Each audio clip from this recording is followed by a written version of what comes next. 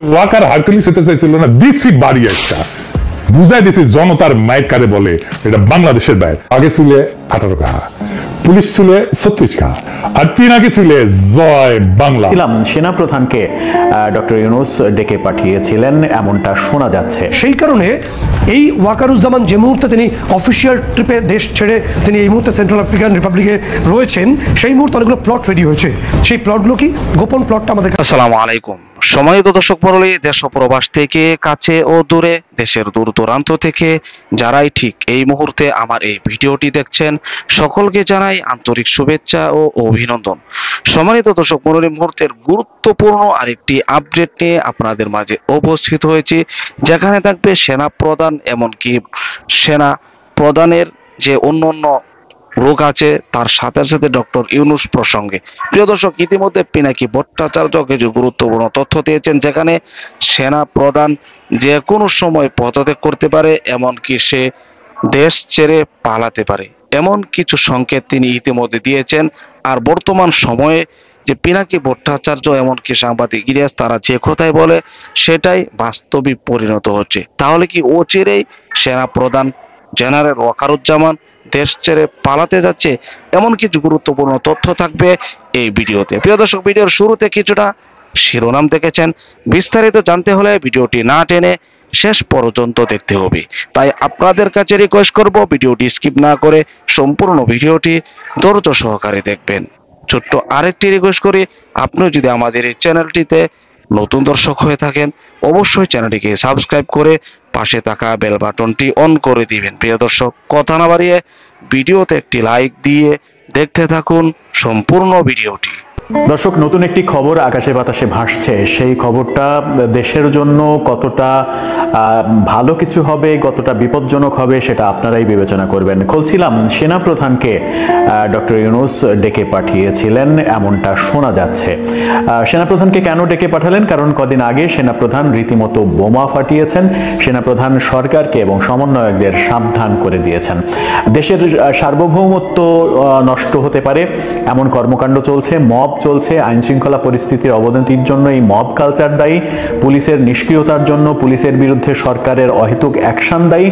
এমনভাবে সরকারের নানা রকমের সমালোচনা করে সরকারকে রীতিমতো বেকায়দায় ফেলে দিয়েছেন। সরকারকে বেকায়দায় ফেলার পরে সরকারের টনক নড়েছে। সরকারের উপদেষ্টারা নানা রকমের পদক্ষেপ নিচ্ছেন, দৃশ্যমান তারা দেখানোর চেষ্টা করছেন এবং গণমাধ্যমকে গভীর রাতে ডেকে সংবাদ সম্মেলন করছেন, বোঝাচ্ছেন যে তারা সারা রাত জেগে আইন শৃঙ্খলা পরিস্থিতি দেখভাল করছেন। আদতে কাজের কাজ কিছুই হচ্ছে না, আইন শৃঙ্খলা পরিস্থিতির উন্নতি হচ্ছে না। এরই মাঝে আজকে প্রধান উপদেষ্টার বিবিসিকে দেয়া সাক্ষাৎকার নিয়ে রীতিমতো ট্রলে একেবারে সামাজিক যোগাযোগ মাধ্যম সয়লাভ হয়েছে। প্রধান উপদেষ্টাকে এর চাইতে বেশি সমালোচনার মুখোমুখি হতে দেখা যায়নি।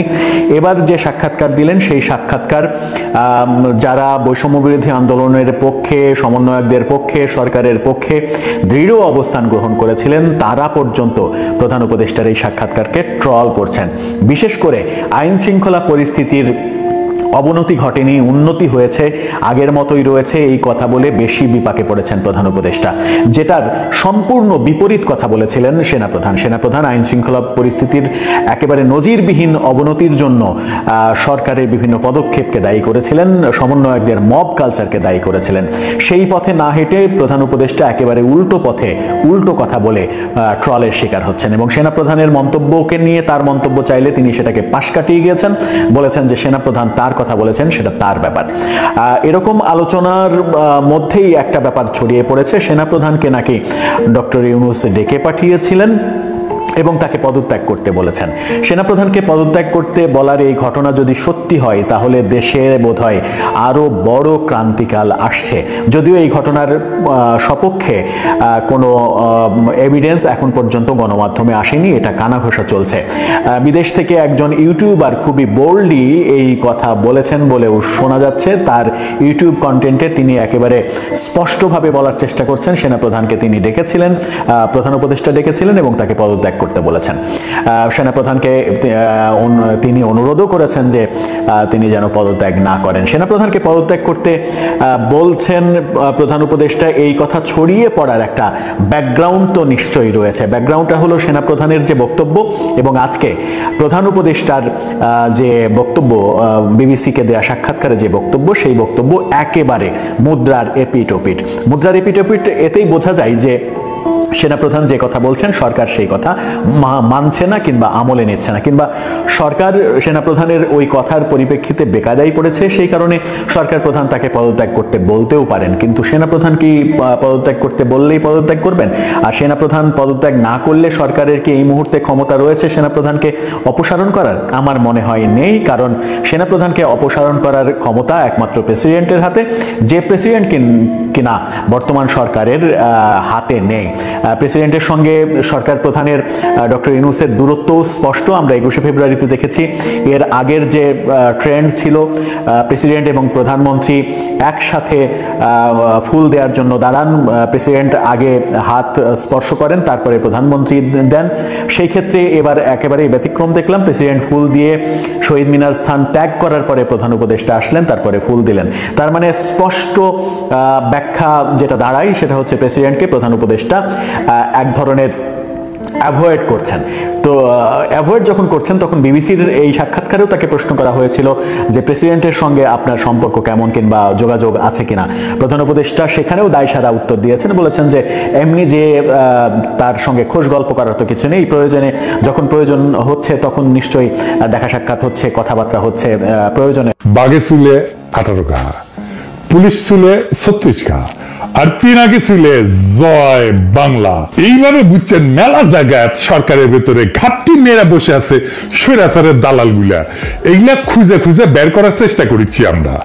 সরকারের গুরুত্বপূর্ণ দায়িত্বে থেকে সরকারের সাথে, দেশের স্বার্থের সাথে বেইমানি করিচ্ছে যেগুলা, সেইগুলারে ধৈরা ধৈরা পাঁচাত লাঠি দিয়ে খেদাইতে হবে, এইভাবে জামিলের মতো। ওই যে ওয়াকার হারকুলিস হতে চাইছিল না, দিছি বাড়ি একটা, বুঝাই দিছি জনতার মায়ের কারে বলে, এটা বাংলাদেশের বাইরে। এখন আওয়ামী গল্প যেটা আপনার মনে মনে বাইসতেছে, এটা গল্প ভুলে যান, এটা ব্যাখ্যা আমি দিব। আমার কাছে কইলাম সবকিছুর ব্যাখ্যা আছে। তো এই হইলেন আপনি ভারত পূজা, আপনি ভারতের সাথে কাজ করে শিখেছেন, অন্য কোনো ডিল আছে কিনা তা জানি না, তাই কইলাম না। আমার তো আবার ওই ভারতের সাথে ওই সম্পর্ক নাই, তাই আপনার সিভিতে উল্লেখিত বিষয়গুলো এনে বললাম, আর যা লেখেন নাই তা একটু তুলে ধরলাম আর কি। গতকাল ঠিক এই 0 আওয়ারের অনুষ্ঠান থেকে একাধিক প্রশ্ন শুধু নয়, সিএনএর একের পর এক ভবিষ্যৎবাণী বা যে ঘটনাক্রম ঘটতে পারে তাতে শিলমোহর পড়তে শুরু করেছিল, এবং আজও যেন সেই একইভাবে শিলমোহর পড়তে চলেছে। কি এই প্রশ্নগুলো উঠছে কেন জানেন? কারণ গতকালই আমরা দেখেছিলাম যে ঠিক কতটা চাপের মধ্যে রয়েছে বাংলাদেশের সেনাপ্রধান ওয়াকারুজ্জামান। আর আজ প্রশ্ন হচ্ছে, তাহলে কি এই প্রচন্ড চাপের মুখেই হার মানছেন সেনাপ্রধান? সাত সকালেই নাকি তিনি বাংলাদেশ ছেড়েছেন। সত্যিই কি বাংলাদেশ ছাড়লেন ওয়াকারুজ্জামান? তাহলে বাংলাদেশ ছেড়ে তিনি কোথায় রয়েছেন? আফ্রিকার কোনো দেশে কি এই মুহূর্তে থাকবার সম্ভাবনা রয়েছে তার? আর যদি তাই হয়ে থাকে তাহলে এরপর আবার ঠিক কবে নাগাদ দেশে ফেরার সম্ভাবনা থাকতে পারে বাংলাদেশের এই সেনা প্রধানের? এখানেই শেষ নয়, প্রশ্ন আরো অনেক। পারভেজ মুশাররফ মডেলেই কি সেনা প্রধানকে বন্দির ছক করছে ইউনূস? আর সব থেকে গুরুত্বপূর্ণ যে বিষয়, লাগাতার সিএনএর 0 আওয়ার সহ একাধিক আওয়ারে এই যে বাংলাদেশের উদ্বুদ্ধ পরিস্থিতি, পদক্ষেপ কি হতে পারে, কোথায় হতে পারে, কিভাবে হতে পারে, এই একের পর এক তথ্য আমরা একমাত্র ক্যালকাটা নিউজ তুলে ধরছি। আর তার জন্যই কি এবার সিএনএর বিরুদ্ধে কমিশন ইউনূস সিন্ডিকেটের? এই প্রশ্নগুলোর উত্তর খোঁজবার চেষ্টা করব আজ ধাপে ধাপে। এই মুহূর্তে চিফ রিপোর্টার সত্যজিৎ মুখোপাধ্যায় রয়েছেন আমার সঙ্গে নিউজরুম থেকে সরাসরি। প্রিয় দর্শক, আশা করি সম্পূর্ণ ভিডিওটি দেখলেন। ভিডিও দেখে অবশ্য বুঝতে পেরেছেন সাবেক প্রধানমন্ত্রী শেখ হাসিনা পতনের পর বাংলাদেশে থাকা কিছু এমপি, মন্ত্রী, এমনকি উচ্চ পর্যায়ের কিছু কর্মকর্তাদের মধ্যে অন্যতম হচ্ছে জেনারেল ওয়াকারুজ্জামান অর্থাৎ সেনা প্রধান, যার অবদানে কিন্তু এই আন্দোলন সাকসেস হয়েছিল, এমনকি সাবেক প্রধানমন্ত্রী শেখ হাসিনা দেশ ছেড়ে পালাতে বাধ্য হয়েছিল। কিন্তু ইতিমধ্যে তাকে নিয়ে বিভিন্ন ধরনের প্রশ্ন, সে এখনো কেন পদত্যাগ করছে না, এমনকি তাকে কেন এই আসনটিতে বসিয়ে রাখা হয়েছে, এ বিষয়ে কিছু বিস্ফোরক মন্তব্য করেছেন সেনাপ্রধান কয়েকদিন আগে। সেই ভিডিওটি আপনাদের মাঝে তুলে ধরেছিলাম। ইতিমধ্যে সেনাপ্রধান যে কোনো সময় পালাতে পারে, ভারত চলে যেতে পারে, এমন কিছু ইঙ্গিত পিনাকি ভট্টাচার্য দিয়েছেন। প্রিয় দর্শক, বিস্তারিত তথ্যগুলো অবশ্যই এই ভিডিওতে আপনারা দেখেছেন। প্রিয় দর্শক, এই ভিডিও সম্পর্কে আপনার স্থান থেকে আপনার কোনো মতামত থাকলে আপনার মূল্যবান মতামতগুলো কমেন্টে জানিয়ে দিবেন, এমনকি এই ভিডিওটি শেয়ার করে সকলের মাঝে ছড়িয়ে দিবেন। প্রিয় দর্শক, আজকের মতো এখানে শেষ করছি। ভালো থাকুন, সুস্থ থাকুন, আবারও দেখা হচ্ছে পরবর্তী ভিডিওতে।